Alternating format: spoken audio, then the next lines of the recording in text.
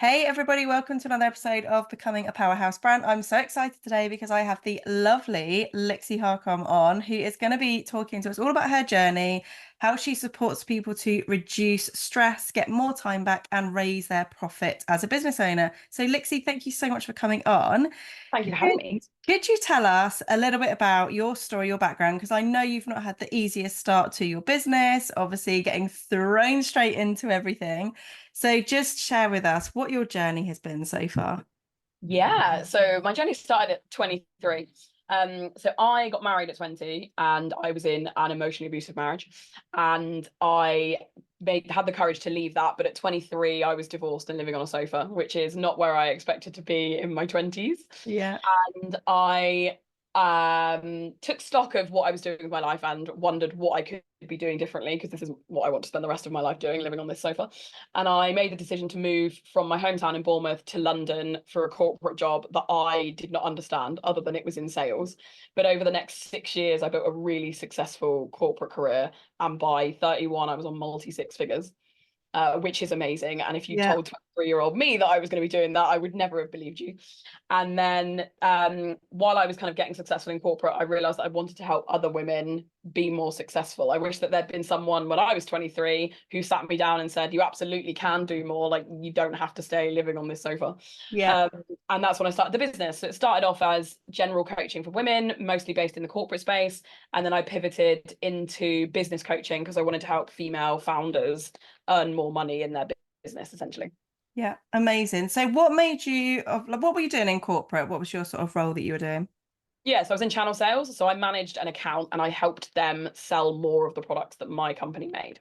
So you've got a sales background, which obviously all of that has really helped you to be able to support your clients with that side of their business. And sales is one of those things that so many people find really icky. Like we just don't like talking about it. And especially when you're a solopreneur, like to have to do the sales side of business as well, especially when you're first starting out, it's like you're going completely against what you're all about. It's like, oh, here's how much it's going to cost. Here's the link. If you want to book it, like go for it. But Could you how do possibly you maybe? yeah, exactly. How do you come like to terms with obviously if you're not selling, then you don't have a business. Like business is selling a service. So how do you come to terms with that? How do you deal with things when you've got a client that is like, I really just don't like selling, but they have a business? I love that. So my favorite thing is to ask, like, how can I help? Like, you with your client, like, how can I help? Have conversations with the people that you essentially want to become your client.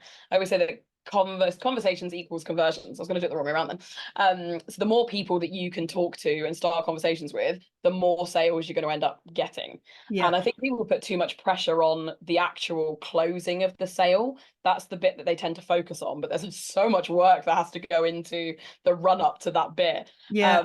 I was talking to someone earlier about, like, you liken it to dating, and if you're going to go on your first date with somebody, you're not going to go in and go, do you want to get married?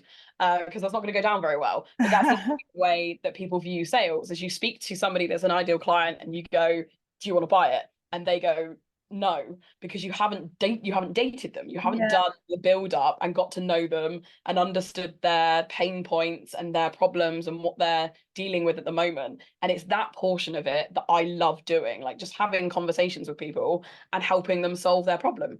And that then turns into a conversation of, okay, how can I specifically help you solve your problem? This is the program I think that would fit the problem that you've got, and this Yeah. is the cost of it.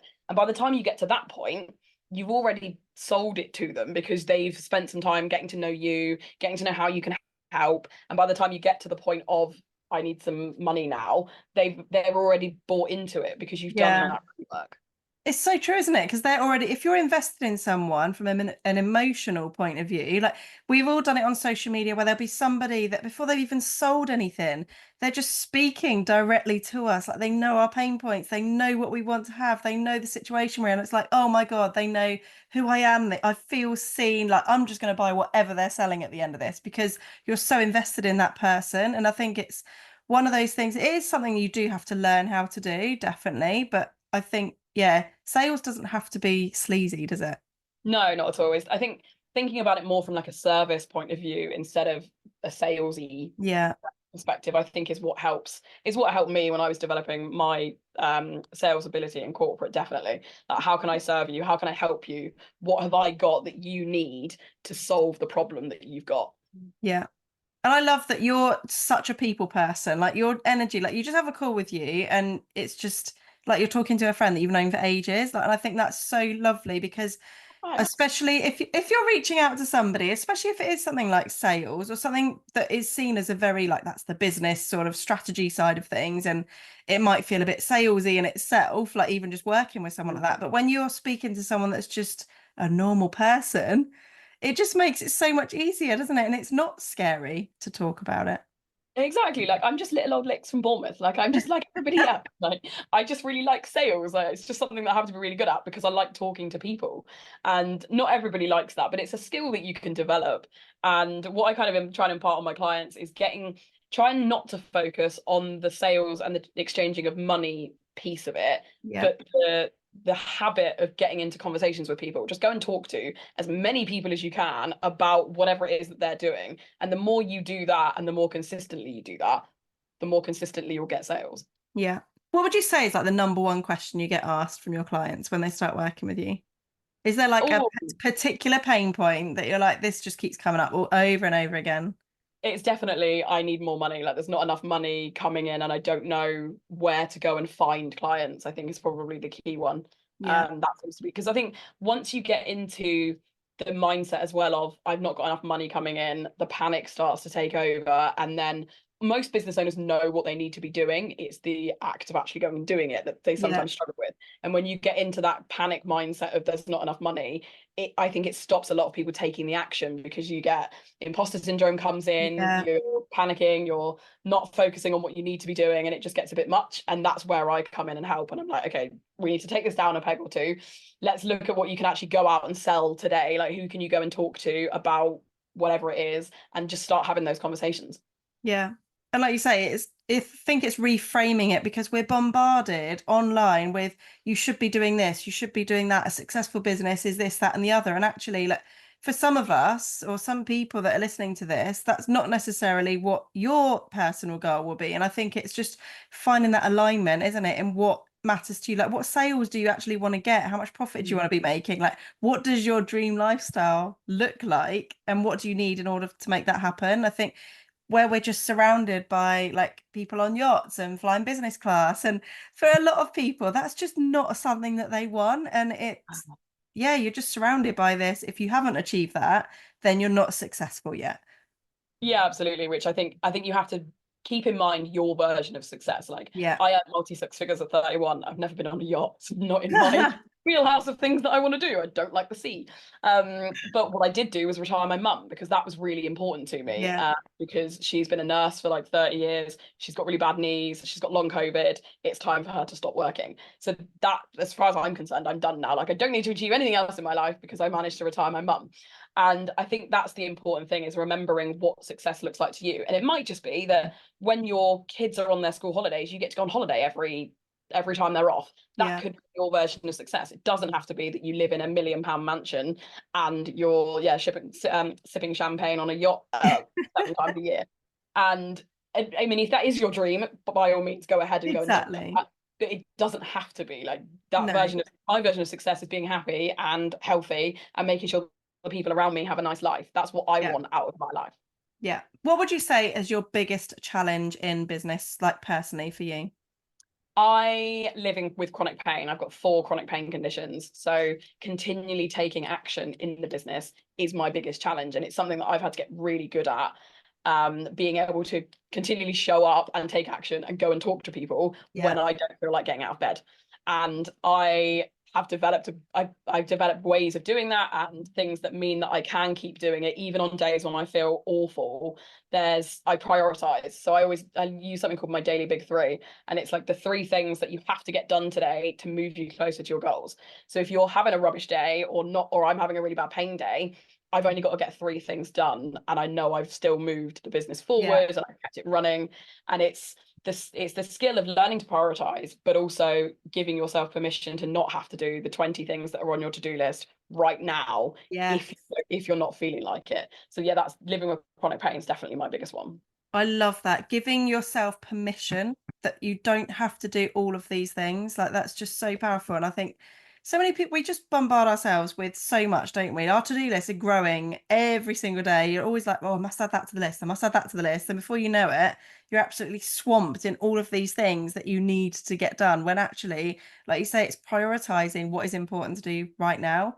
Yeah, I think there's a difference. I've just thought of this now, but I think we should split the difference between like a to-do list of things that you really do need to do and like a wish list of things Yes. you want to do. So we've all got like amazing ideas of things that we want to do in our businesses. Those things probably shouldn't go on the to-do list because the to-do list, like the daily running of the business and what needs to happen right now. Whereas the wish list is things that we want to do in the business, but we probably need to schedule those for like later in the year or next month or something. And it shouldn't go on the to-do list of things that's Yeah. really important that we get done today. Yeah, definitely. So how do you free up more time for your clients? Planning their time, which I always think sounds really counterintuitive. You need to take time out to plan your time to use your time more effectively. But that's the key, I think. So when I was working in corporate, I was traveling a lot. I was also running the business full time. I was looking after my mum. Like there was a lot going on, and the only way I managed to prioritize and manage the time effectively was to plan my time ahead every week. So I would sit down for an hour on a Sunday or on a Friday afternoon, and I would look at my calendar for the following week and look at where are you, what meetings have you got, where are you traveling to, and what are the activities that absolutely have to happen next week, and are they on your calendar? And if they're not, and that's probably things from your to-do list, they need to go onto your calendar for a couple of reasons. One, so that you know when they're getting done, because it relieves your stress if you Yeah. know when they're happening, but also so that you're not overcommitting yourself. Because if you've got, let's say you've got 5 things that absolutely need to happen next week, but you are at 5 events next week, which means you've got no time in the day to do those activities, you've overstretched yourself. Yeah. Whereas if you've taken the time to plan out the week versus your to-do list and what actually needs to happen, and you've got those things booked in the calendar, you know when you're then looking at maybe booking another event, actually, I don't have time to go to that event because I've got these other things booked in. So that's always my biggest tip is get used to planning your time ahead of time. Do it weekly, and then every day review what you're doing the following day and set your daily big 3 tasks the day before so that when you start work every morning, you know the 3 things that you need to get done today. And regardless of what pops up, as everything does, you're already ahead of the game because you planned ahead. Yeah. I love that. And also what you're saying there about planning your time, it then frees up more of your time, which means you can do things that you love, which naturally means that your energy, like everything, is just so much more effortless, isn't it? Definitely. Yeah, really good. So, what would you say would be the next step if somebody is out there now listening to this and they're just feeling like they want to take that next level in their business? So, maybe they're already getting some sales coming in, but they just want more. They want to expand their business. They really want to level up. What would be their sort of next step for them? I think 2 things. One is to look at the product suite that they're selling and make sure that they've got a next level of something to go up to. So if you're doing one-to-one coaching at the moment, it might be that you want to go up to a group program, or if you're doing group already, you might want to do a mastermind or whatever it is. But make sure that you know what that next level looks like for your clients, and then get really visible and get in front of as many people as you can talking about what you do and how you help, because the more people you can get in front of, the bigger audience you're going to have to go Yeah. and sell to when you've got the thing that you want to sell.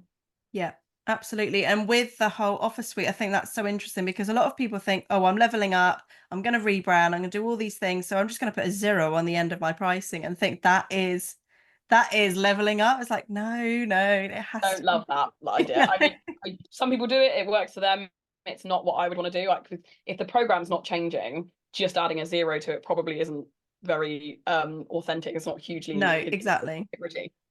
Don't get me wrong. If your skills have up leveled and what you offer within the program has changed, then absolutely review the pricing and that kind of thing. But yeah, I think you need a hierarchy of products in your product suite so that as the business grows, the type of offer and the client that you're serving grows as well. Yeah, absolutely. So what would be the next steps for someone that is maybe like looking to start their business if they're making that transition from corporate? Because this is something that I see so many people doing. They're in a very successful corporate job and it's then taking that risk into going from corporate to starting their own business. Like what would they even begin to do at that point? Oh, I love this question because yeah, I finished in corporate in March because I got made redundant. So the plan was always to go full time in the business, but not yet. Yeah. It got thrown on me, but it's the best thing that's ever happened. But my advice would be to get really clear on who you help and how you help them, because that makes it easier to get clients. And then I would start building the business in whatever time you've got outside of corporate. So I used to work evenings and weekend mornings. And learn to prioritize. So when you're working in the business, regardless of how much time that you've got, what are the key things that you need to be working on? And it's audience growth, and I think an email list is probably the biggest one Yeah. in that space. Building your email list and having something to sell so that you can go and sell it to the people that you're serving, would be the two things that I think people should focus on first. Amazing. And what would you say would be the biggest challenge with the corporate? Like, when do you know is the right time to step away fully from corporate? Ooh, I think it's different for everybody, but my advice would be to have enough in savings to cover you for a few months so that you don't have the stress of, okay, well, I'm not getting a corporate paycheck this month. I also don't have any money coming in from the business. Yeah.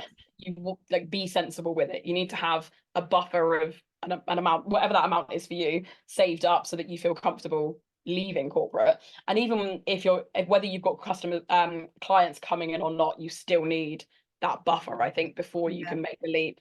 And then it's personal to everybody, but like, I got thrown in at the deep end by not having a corporate job anymore.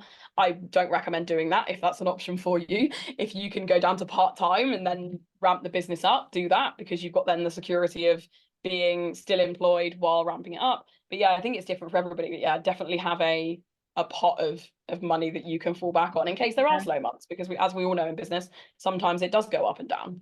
Yeah, exactly that. And it is a roller coaster, isn't it? And I think that's so interesting because anybody that's listening to this now that is in that full-time corporate career, because a lot of the people that I've worked with in the past have had a very sort of highly paid job, and taking that risk of having a highly paid job to then either starting or scaling their business or going all in on a business they've already had for a while, that feels scary in itself. And I think that's where it's so powerful to have some kind of coach or a mentor that can actually guide you through that process and support you, because there's nothing like having that support, is there? You don't have to do things on your own, and actually to have somebody there that you can soundboard off and just get some tips from and guide you and keep you on track as we go through these roller coaster journeys, because it isn't a straight line, as it is not a straight line to success. You are going to go up and down in your business.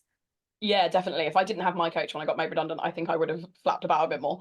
Because I've been running the business for 3 years, but it wasn't in my plan this year to take the business full time. Like, I just wasn't ready to do that yet. Yeah. And when I got told I'd been made redundant, I had a couple of options. I could have looked for another job internally at the company, or I could leave, take the redundancy package, and look for another corporate job. And it wasn't until I talked it through with my coach that I'd already decided, sorry, that I didn't want to take another job internally. I wanted to take the redundancy package. Yes. But it wasn't until I talked it through with my coach that I realized I didn't want to do another corporate job. Like, I want to run the business full time, so why would I go and apply for another job doing something that I don't really want to be doing? And Yeah. it wasn't until I talked it through with somebody else that's kind of been in that sort of situation that I kind of had the courage to do the business full time. And I'm so glad that I had the coach to help me through that. Amazing. So what would be the next steps for somebody if they wanted to find out more about working with you? How do you actually support your clients? Yeah, so I hang out on Instagram most of the time. Like, I'm in there all the time. So if you've got any questions, message me on Instagram. So it's at Six Figure Success Club.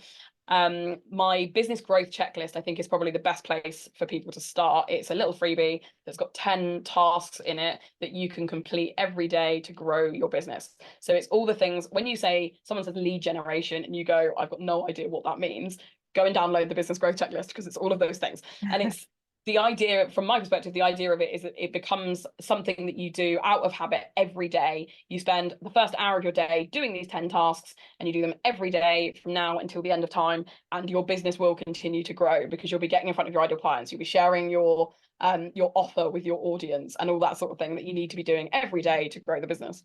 Amazing. And I will put the link for that in the show notes. So do go and grab that, fill that in, and make sure that you complete that every single day. How you start your day is so important, isn't it? Like, I definitely think that something shifted for me personally when I started prioritizing my morning routine and made it like I do not touch anything to do with work until I've done my morning routine. Like it has to happen. And it becomes, like you say, it's routine then, isn't it? You don't even think about it. Yeah, absolutely. It just becomes so much easier. Yeah. So make sure you grab that. Go and check Lixxy out. Make sure you drop her a message. Let us know what you thought of this episode if you have any questions or anything. And we'd love to know what you thought of this episode. Take care, guys, and I'll be back next week. Thank you, Lixxy. Thank you. Thank you for listening to this podcast episode. If you're ready to unlock the secrets of building your own personal brand, head over to my website, baileyandrue.com, where you can grab my free Brand Brilliance Blueprint today. It's your roadmap to success in the world of branding. And hey, let's stay connected beyond the podcast. Follow me on Instagram at baileyandrue for daily inspiration, behind the scenes insights, and exclusive content to fuel your brand journey. See you there.